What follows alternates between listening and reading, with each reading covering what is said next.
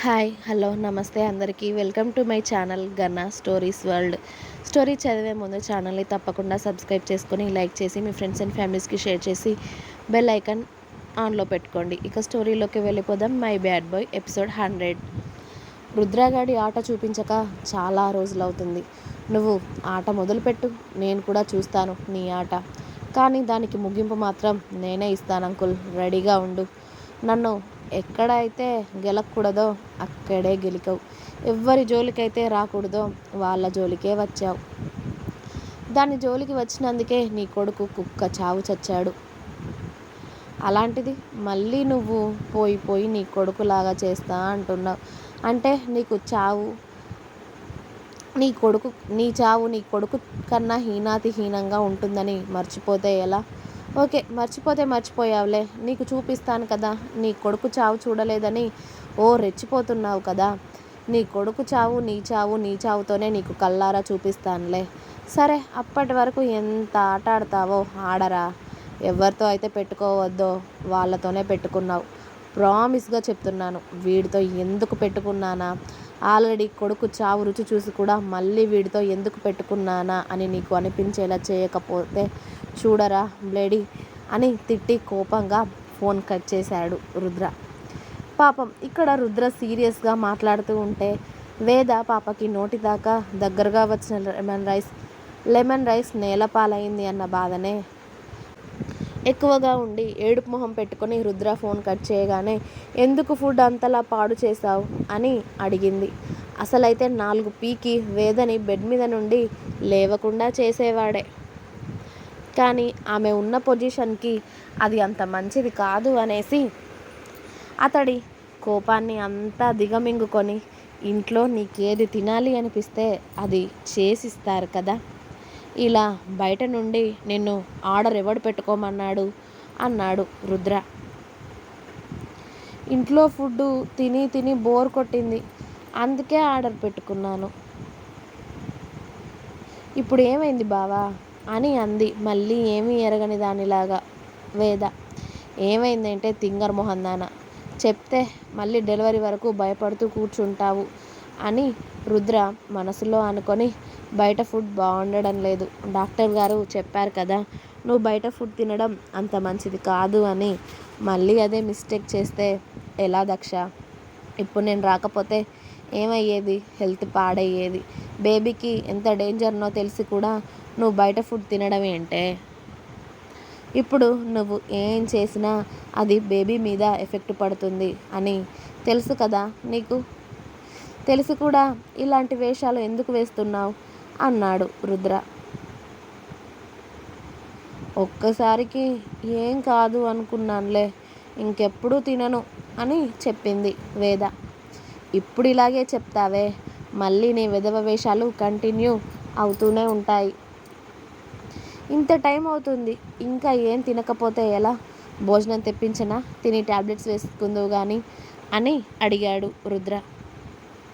ఆహా, నాకు lemon rice తినాలని ఉంది అని చెప్పింది వేద.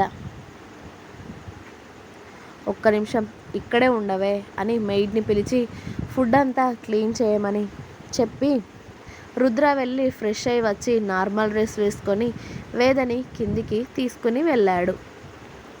రుద్రను చూసి కిచెన్లో ఉన్న వాళ్ళంతా కూడా బయటికి వెళ్ళడంతో భార్య కోరినట్టుగా లెమన్ రైస్ చేయడానికి అన్నీ సిద్ధం చేసుకొని వేద కోసం స్పెషల్గా లెమన్ రైస్ చేస్తూ ఉంటే వేద సంతోషంగా రుద్రని వెనక నుండి హత్తుకొని థ్యాంక్ యూ బావా అని అంది. రుద్ర ఓవైపు లెమన్ రైస్ కలుపుతూనే ఇలా నీకు ఏదైనా తినాలి అనిపిస్తే నాకు చెప్పు, ఆఫీస్కి లీవ్ పెట్టి మరీ చేస్తాను, కానీ కాస్త నన్ను టెన్షన్ పెట్టే పనులు మానుకోవే దక్ష అన్నాడు రుద్ర. ఇంకొకసారి టెన్షన్ పెట్టనులే బావా, నేను అడిగితే నువ్వు ఆఫీస్కి లీవ్ పెట్టి మరీ వచ్చి ఇలా వండి పెడతాను అంటే నేనెందుకు వేరేవి తింటాను? నిన్ను అడిగే అన్నీ చేయించుకుంటాను అని చెప్తుంది వేద చక్కగా.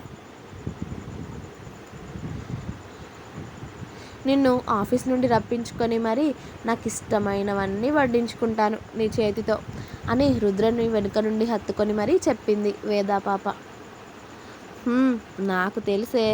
నన్ను ఆఫీస్ మానేసి మరీ ఇంట్లో కూర్చోబెడతావని నాకు తెలుసు" అన్నాడు రుద్ర. ఓయ్, నువ్వు ఆఫీస్కి వెళ్ళకపోతే ఎలా? అసలే నాకు మన పుట్టబోయే కొడుక్కి ఫుల్గా షాపింగ్ చేయాలి అని ఉంది. నువ్వు ఆఫీస్కి వెళ్ళి డబ్బులు సంపాదించకపోతే ఎలా అబ్బా అని అంది వేద నవ్వుతూ. అంటే ఇప్పుడు నీకు మన పిల్లల కోసమే ఆఫీస్కి వెళ్ళాలా నేను అని నవ్వాడు రుద్ర. హా, అంతే కదా బావా. ఫస్ట్ కొడుకు పుడతాడు కాబట్టి నీకు అంత ఎక్కువగా షాపింగ్ బిల్లు ఉండదు, కానీ నెక్స్ట్ టైం పాప పుడుతుంది కాబట్టి అప్పటి నుండి నీకు ఎక్కువ ఖర్చు ఉంటుంది తెలుసా. అసలే నా కూతురికి ఒక్కో డ్రెస్ మీదకి ఒక్కో జ్యువెలరీ సెట్ కొనాలి అని నేను ఫిక్స్ అయిపోయాను అని చెప్పింది వేద. ఆమె మాటలకి రుద్ర నవ్వుకుంటూ, అలాగే నీ ఇష్టం ఉన్నది కొందువు, ఇప్పుడు నిన్నెవ్వడాపాడే? నీ మొగుడు ఆఫీస్కి వెళ్ళకపోయినా కూడా ఇంట్లో కూర్చొని అయినా పెళ్ళాం పిల్లల కోసం సంపాదించగల సత్తా ఉండే. నీ షాపింగ్కి ఏం అడ్డం లేదు, నీ ఇష్టం వచ్చినట్టు చేసుకోవచ్చు, అర్థమైందా? పద అని వేదని తీసుకొని హాల్లోకి వెళ్ళి ఆమెని సోఫాలో కూర్చోబెట్టి వేదకి రైస్ తినిపిస్తూ ఉంటాడు రుద్ర. నాకొక్కదానికే తినిపిస్తున్నావు, నువ్వు కూడా తిను బావా అంది వేద. ఆహా, నాకు వద్దే ఇప్పుడు, నువ్వు తిను అని వేదకి కడుపు నిండా తినిపించి వాటర్ బాటిల్ ఆమె చేతికి ఇచ్చి, ఏమైనా తింటావా ఇంకా అని అడిగాడు.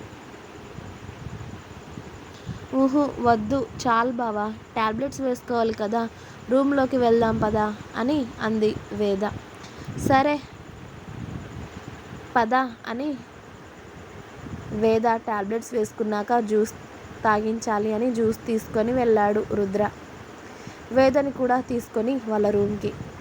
వేద బుద్ధిగా టాబ్లెట్స్ అన్నీ వేసుకొని జ్యూస్ కూడా తాగి పొట్ట హెవీగా అవ్వడంతో, నేను వాక్ చేస్తాను బావా బాల్కనీలో అని వెళ్ళి బాల్కనీలో అటూ ఇటూ తిరుగుతూ ఉంటుంది వేద మెల్లిగా.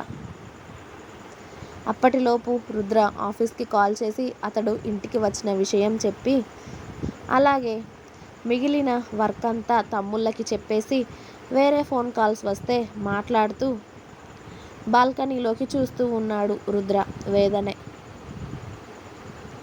మోకాళ్ళ వరకు ఉన్న టీషర్టు కింద పాయింట్ వేసుకొని చిన్నగా కొంచెం ఉబ్బెత్తుగా కనబడుతున్న పొట్టని పట్టుకొని భారంగా అడుగులు వేస్తూ ఉంటుంది వేద.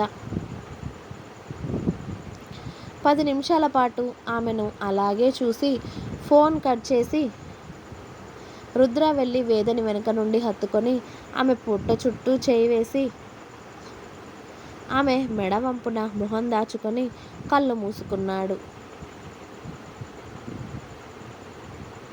అతడు అలా సడన్గా రావడంతో వేద రుద్ర బుగ్గ మీద చేయి వేసి, ఏమైంది బావా అని అడిగింది ఆమె నడక ఆపి. ఏం లేదే, ముద్దొస్తున్నావే చాలా, ఇంతకు ముందు కన్నా ఇంకా ఎక్కువగా అందంగా తయారవుతున్నావు తెలుసా అన్నాడు రుద్ర. వాళ్ళ బావ నుండి కాంప్లిమెంట్ వచ్చేసరికి వేద సంతోషం అంతా ఇంతా కాదు. చిన్నగా నవ్వుకుంటూ, అంత అందంగా తయారయ్యానా బావా అని అడిగింది. హా, చాలా అని ఆమె మెడ వంపున చిన్నగా అతడు ముద్దు పెట్టగానే వేద అతడి చేతుల చుట్టూ ఆమె పట్టు పెంచి కాలివేళ్ళు ముడిచేసింది.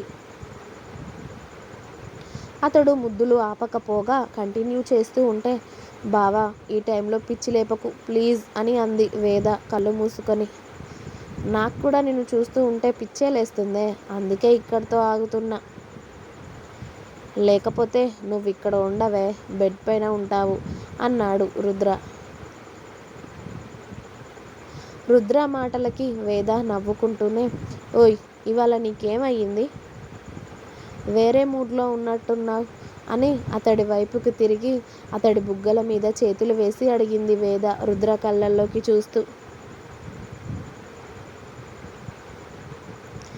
నీ మీద ప్రేమ ఎక్కువైందే అన్నాడు Rudra.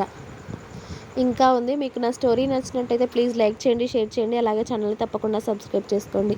Please subscribe my channel Gana Stories World. Thanks for watching my video. Bye bye. Please like, share and subscribe.